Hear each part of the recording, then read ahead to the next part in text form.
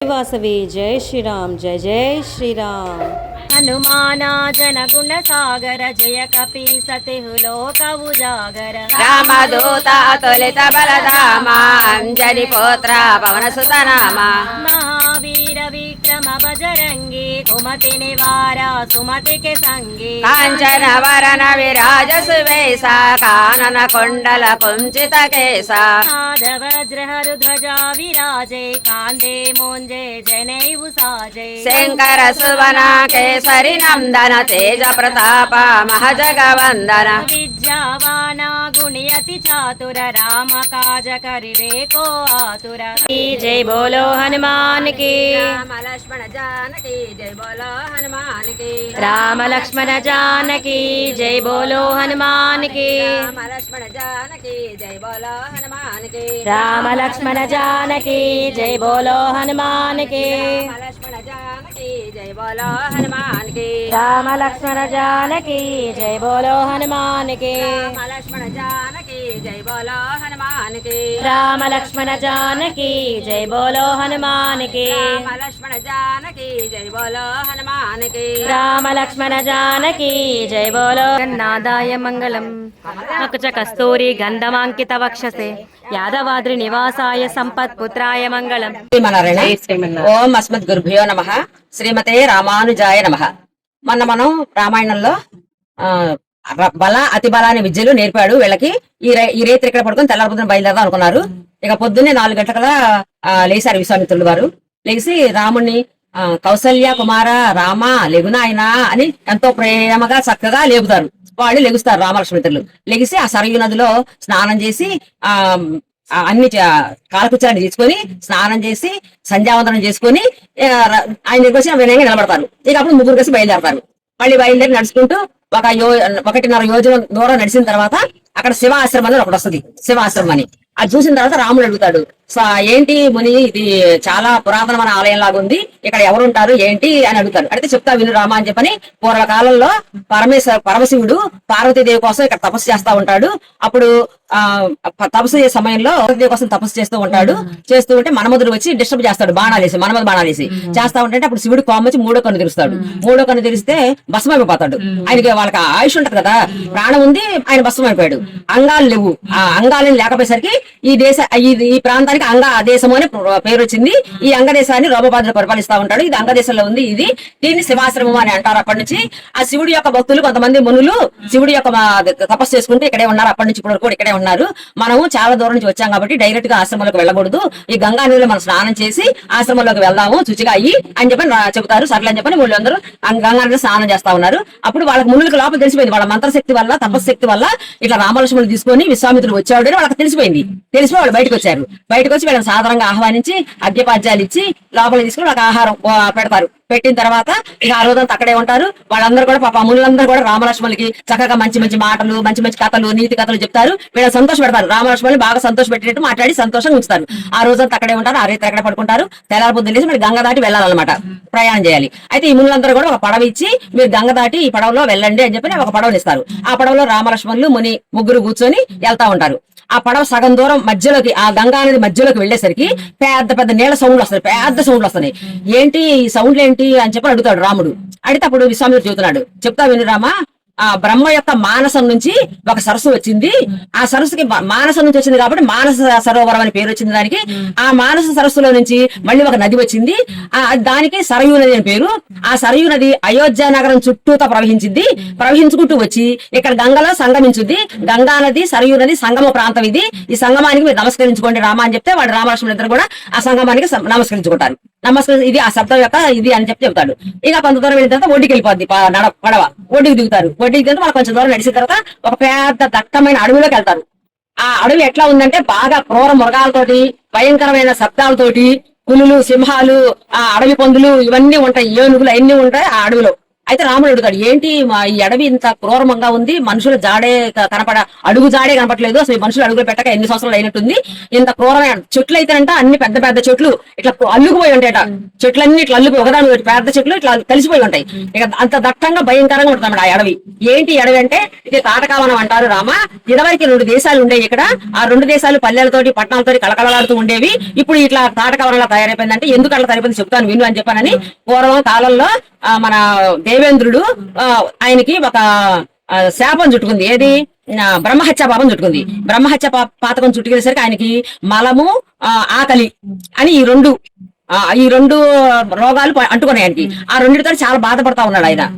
ఆయన బాధ చూడలేక దేవతలందరూ కలిసి ఈ ప్లేస్ లోకి తీసుకొచ్చి ఆయన్ని అక్కడ కూర్చోబెట్టి గంగా జలాలతో అభిషేకం చేసి మంత్రి నుంచి జనాలతో అభిషేకం చేస్తే ఆ మలము అనేది ఆకలి అనేది 2 అక్కడ వదిలిపోతాయి ఆయనకి ఈ ప్రాంతంలో. ఆయన సంతోషంగా నాకు ఈ 2 వదిలిపోయినాయి కాబట్టి ఈ 2 పేర్ల మీద 2 దేశాలు ఇక్కడ ఏర్పడతాయి అని వరం ఇచ్చాడు. ఆ భూమికి ఇక్కడ 2 దేశాలు ఏర్పడతాయి. ఆ 2 దేశాల ప్రజలు కూడా ఎంతో సంతోషంగా సుఖ సంతోషంతో ఉంటారు, నిత్య కళ్యాణం పచ్చతోరణం అన్నట్టుగా ఉంటారు, ధనధాన్యాలతో అభివృద్ధి చెందుతారు, అంత మంచి దేశాలు ఇక్కడ వస్తాయి అని చెప్పి వరం ఇచ్చాడు. ఎవరు? దేవేంద్రుడు వరం ఇచ్చిన తర్వాత ఆ దేవతలను కూడా బాగుంది అని చెప్పని అంటారు. అక్కడ ఆయన వరంతో 2 దేశాలు వచ్చేసినాయి. ఆ 2 దేశాలు కూడా ఆయన వరం ఇచ్చిన ప్రకారంగా ఎన్నో ధనధాన్యాలతోటి సుఖ సంతోషంతో బాగా వర్ధిల్లుతూ ఉంటారు అక్కడ ఆ దేశంలో. అలా ఉండగా ఒక యక్షరాజు, ఆయన చాలా ధర్మాత్ముడు, మహానుభావుడు, ఆయనకి సంతానం లేదు. ఆయన సంతానం కోసం బ్రహ్మదేవుణ్ణి తపస్సు చేశాడు బ్రహ్మను గురించి. అప్పుడు బ్రహ్మ తపస్సుకు మెచ్చుకొని ప్రత్యక్షమయ్యి, నీ తపస్సుకు మెచ్చుకున్నాను, నీకు ఆడ సంతానం ఇస్తాను అని చెప్పి ఆడ సంతానం ఇస్తాడు. ఇస్తే ఆమె 5 ఏనుగుల బలంతో 1000 ఏనుగుల బలంతో ఉంటది ఆమె పుట్టడంతో. అలాంటి కూతుర్ని ఇస్తాను అని చెప్తారు. ఆమె తాటక. ఆ తాటకకి పుట్టడంతో 1000 ఏనుగుల బలం ఉంటది ఆ తాటకకి. అలా ఉంటే ఆ తాటకి ఇక అది యుక్త వయసు వచ్చిన తర్వాత మంచిగా కన్యలాగా చక్కగా అందంగా తయారవుద్ది. ఆమెకి సుందుడు అని అతనికి పెళ్లి చేస్తారు వాళ్ళ నాన్నగారు. ఈ సుందుడికి ఈ తాటకి కలిపి ఒక శాపం వల్ల మారీచుడు అనే రాక్షసుడు పుడతాడు. ఆ మారీచుడు ఎంత దుర్మార్గుడు అంటే అంత దుర్మార్గుడు. ఆయనకి 1000 ఏనుగుల బలం ఆయన కూడా ఉంటది, ఆయన కూడా అంత బలం ఉంటది అనమాట, అంత దుర్మార్గుడు ఎవరు? మారీచుడు. అలా ఉండగా ఒక రోజు ఆయన తపస్సు చేసుకుంటామంటే ఒక ముని ఈ సుందుడు అనేవాడు పాడు చేస్తా ఉంటే ఈ సుందుడిని చంపేస్తాడు. ఆయన చంపేసేసరికి ఈ కోపంతో ఆయన మీదకి వెళ్ళిపోద్ది కొడుకుని నా భర్తను చంపుతావా అని చెప్పని ఈ కొడుకు మారీచుని తీసుకొని అతని మీదకి యుద్ధానికి వెళ్ళొద్ది. వెళ్ళేసరికి ఆయన ఏం చేస్తాడంటే ఏమైనా శపిస్తాడు. ఏమని? నువ్వు వికృత రూపంతో ఒక రాక్షసు వైపు పడుండు, నరమాంసం భక్షిస్తూ ఉండు అని శాపం పెట్టాడు. ఆ శాపం ఎప్పుడైతే పెట్టారో ఎంపటే ఆమెకి వికృత రూపం వచ్చేసేసి ఒక రాక్షసులాగా మారిపోద్ది. మారిపోతే ఇంకా కోపం వచ్చేసింది ఆమెకి, ఆ తాటకి. ఇంకా కోపం వచ్చేసి ఏం చేస్తుంది? ఈ 2 దేశాలు ఉన్నాయి కదా, ఆ 2 దేశాల్లో తిరుగుతుంటాడు ఈయన అమ్మని. అప్పుడు ఆ 2 దేశాలని పాడు చేస్తానని చెప్పని, నువ్వు తిరిగే దేశాలు 2 పాడు చేస్తానని చెప్పని అక్కడ మనుషులందరినీ తింటా ఉండి వాళ్ళందరూ భయంకరంగా వాళ్ళని ఇచ్చేస్తా ఉంటే ఒక పుట్ట మనిషి లేకుండా అయిపోతారు. ఆ 2 దేశాలు కూడా పాడైపోయినాయి. ఇక అప్పుడు పుట్లో చెట్లు పురుగులు అవన్నీ కూడా తయారైపోతాయి. అందువల్ల ఇది తాటక వనంలా తయారైపోయింది. అప్పటి నుంచి అంతకుముందు ఇంత కలకలలాడే దేశాలు ఈ 2 కూడా ఈ తాటక వల్ల ఇలా తయారైపోయినాయి. ఇప్పుడు అక్కడ ఒక యోజనర దూరంలో ఒకసారి కూర్చొని ఉంటది. ఎక్కడ ఏదైనా శబ్దం అయిందంటే బర్రలు వచ్చేస్తుంది. ఎన్ని యజ్ఞాలు నాశనం చేసిందో, ఎన్ని యజ్ఞాలు పాడు చేసిందో, ఎంత మందిని చంపిందో, ఎన్ని అరాచకాలు చేసిందో అంతు పంతు లేదు ఆ తాటకి. అందుకని అలాంటి తాటకి నువ్వు చంపాలి రామా అని అంటాడు విశ్వామిత్రుడు. అని అంటే రాముడు అంటాడు, ఆడదని ఎందుకు చంపటము, అంగవైకల్యం చేసి బలహీనం చేద్దాం అంటాడు. కాదు అలాంటి వాళ్ళని ఉపేక్షించకూడదు.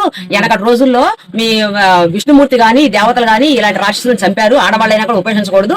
మీరు రాజులు కాబట్టి ప్రజల క్షేమం కోసం, బ్రాహ్మణుల క్షేమం కోసం, యజ్ఞాలు కాపాడటం కోసం ఇలాంటి రాక్షసులను చంపాలి కంపల్సరిగా. చంపితే తప్పు లేదు, చంపకపోతేనే తప్పు. మీరు కాపాడాల్సిన బాధ్యత రాజులు కొనది, నువ్వు దాన్ని చంపు అని చెప్పని అంటారు. అన్నప్పుడు అప్పుడు రాములు అనుకుంటారు, మరి ఇదేంటి మా నాన్నగారు చెప్పారు కదా వెళ్ళేటప్పుడు విశ్వామిత్రుడు చెప్పినట్టుగా వినయ్యా, విశ్వామిత్రుడు ఏం చెబితే చెయ్యి, విశ్వామిత్రుడితోటే ఉండు, ఆయన ఎట్లా చెబితే అట్లా విను అని చెప్పి వశిష్ఠుల వారు మా నాన్నగారు చెప్పారు కాబట్టి మా నాన్నగారు ఆజ్ఞ ప్రకారం నేను రాక్షసిని చంపాల్సిందే ఇక అని చెప్పనుకుని ధనుసుని బాగా ధనుష్టాంకారం చేస్తాడు, బాగా పిరికెడతో లాగేసి. ఆ ధ్వనికి అక్కడ ఉన్న జంతువులు అన్ని కూడా గడగడగడలాడిపోతాయి. ఈ తాటకి కూడా వణిగిపోయింది. ఒక నిమిషం వణిగిపోయి అంతా తేరుకుంది. ఎవరు వచ్చారు అని చెప్పి బర్రను తుఫాన్ లాగా వచ్చేసింది. ఎక్కడికి 1 నిమిషంలో 1.5 యోజనం దూరంలో ఉన్న తాటకి 1 నిమిషంలో వచ్చేసింది. ఇక్కడ తుఫాన్ లాగా దూసుకొని వచ్చేసింది. ఈ రాముల వారు అంత చూడు తాటకి వస్తుంది, ఎలా ఉందో చూడు వికృతంగా, ఏమే తాటకి ఏమైనా అంగవైక్యం చేసి వదిలిపెడదాము, నిర్వీర్యాలు చేద్దాము అని చెప్పి లక్ష్మణుడితో మాట చెబుతున్నాడు. ఆ మాట పూర్తి కూడా కాలేదు, అప్పటికే వచ్చేసింది. వచ్చేసి వీళ్ళని పట్టుకోవాలి ఇట్లా మీదకి చేతులు వేసేసి మీద పడిపోతుంది రాముల మీద పడిపోతున్నప్పుడు విశ్వామిత్రుడు హూ అని ఓంకరిస్తాడు. ఓంకరిస్తే అట్లా ఆగింది. ఆగి ఇక మట్టి దుమారం లేపింది. మట్టిని ఇట్లా దుమ్ము లేపేస్తే రామలక్ష్మణుడు ఇద్దరు మట్టితో కూరుకుపోయి కనబడట్లా. అప్పుడు విశ్వామిత్రుడు భయం వేసి వాళ్ళకి మీకు రక్షగా ఉండాలి, రాముడికి లక్ష్మణుడికి ఏం కాకూడదు, మీరు శుభంగా ఉండండి ఆయన మంగళాశాసనం చేసి వాళ్ళకి రక్ష పెట్టి ఆయన పెడతా ఉంటాడు. ఆయన ఇక ఈ తాటకేం చేస్తుంది, పైకి వెళ్ళి కనపడకుండా మాయమైపోయి రాళ్ల వర్షం కురిపిస్తా ఉంటది. రాళ్ల వర్షం కురిస్తే ఇక రావాలని చెప్పని రాముడేమో 2 చేతులు నరికేస్తాడు తాటకివి, లక్ష్మణుడేమో ముక్కు చెవులు కోసేస్తాడు. అయినా సరే అది మాయమైపు కనపడకుండా వీళ్ళు చేశారని చెప్పి ఇంకా పాపంతో అది కనపడకుండా పై నుండి పెద్ద పెద్ద రాళ్ళు ఇసురుతా ఉంది. అప్పుడు విశ్వామిత్రుడు అంటాడు, రామా నువ్వు ఆడదని ఉపేక్షిస్తున్నావు, అట్లా ఉపేక్షించద్దు, ఇలాంటి వాళ్ళని చంపేస్తేనే మంచిది, చాలా లోక కంటకులు వీళ్ళని చంపితే లోక సుఖంగా ఉంటది కాబట్టి కంపల్సరిగా నువ్వు చంపాలి అని ఆమెను వధించేసేయి, ఇంకా నువ్వు లేటు చేయవాకు, పొద్దుగుకితే అసురాలకి బలం పెరుగుద్ది, చీకటి పడిపోతుంది, పొద్దుగుకితే వాళ్ళని పట్టుకోలేము అసలు పట్టచకాలు ఉన్న వాళ్ళకి, అందుకని ముందు అర్జెంట్ గా నువ్వు దాన్ని వధం చేసేయి అని చెప్పి అంటాడు. అంటే సర్లే అని చెప్పని అప్పుడు రాముడు తప్పెట్టట్లేదని చెప్పని ఒక బాణాన్ని వదిలేసి గుండెలకేసి కుద్దితే ఆయన శబ్దభేది వచ్చి ఆయనకి అది కనపడకుండా యుద్ధం చేస్తుంది కదా, ఈ శబ్దభేది ప్రయోగించి ఆ తాటకని చంపుతాడు. అది ఒక్క దెబ్బకి బాణం దెబ్బకి చచ్చిపోయి కూలి పడిపోద్ది. అప్పుడు దేవతలందరూ హర్షధ్వానాలు తెలియజేసి దేవతలందరూ ఇక్కడికి వస్తారు, విశ్వామిత్రుడు రాముల వారు ఉన్న దగ్గరికి వస్తారు. వచ్చి రాముడిని దీవించి చాలా మంచి పని చేశావు నాయన, మాకు సంతోషంగా ఉంది ఇప్పుడు అని చెప్పి రాముడితో చెప్పి విశ్వామిత్రుడేమో నీకు వచ్చిన విద్యలన్నీ కూడా వీళ్ళకి నేర్పు, రాముడికి ముందు రాముడు ఇలాంటి పనులు చాలా చేయాలి, ఆయనకు ఉపయోగపడతాయి, అన్ని విద్యలు నేర్పించి రాముడిని స్నేహంగా మంచిగా చూసుకో విశ్వామిత్ర అని చెప్పి దేవతలు వెళ్ళిపోతారు. దేవత సరే అంటాడు విశ్వామిత్రుడు. ఇక ఈ తాటకి ఎప్పుడైతే చచ్చిపోయిందో ఆ వనం అంతా కూడా ఆ చెట్లు ఆ పులులు వెళ్ళిపోయి మంచిగా బ్రహ్మాండమైన నందనవనం లాగా కుబేరుడి యొక్క వనం లాగా తయారైంది. ఆ వనం తయారైన తర్వాత అప్పుడు విశ్వామిత్రుడు అంటాడు కదా, రాముడి పాపం తలకాయ నివిరి, రామ నువ్వు చాలా కష్టపడ్డావు, చాలా పని చేసావు, చాలా దూరం నడిచాం కదా, ఈ రోజు ఇక్కడ తాటకెళ్ళలేదు కాబట్టి ఈ వనం బ్రహ్మాండంగా అయిపోయింది, ఎవరికి భయం లేదు ఈ వనంలో. ఇక అందుకే మనం ఇక్కడ ఈ రోజు ఇక్కడ విశ్రమించి రేపొద్దున మనం ఆశ్రమానికి బయలుదేరదామని చెప్పంటారు. ఆ రీతికి అక్కడ విశ్రమిస్తారు.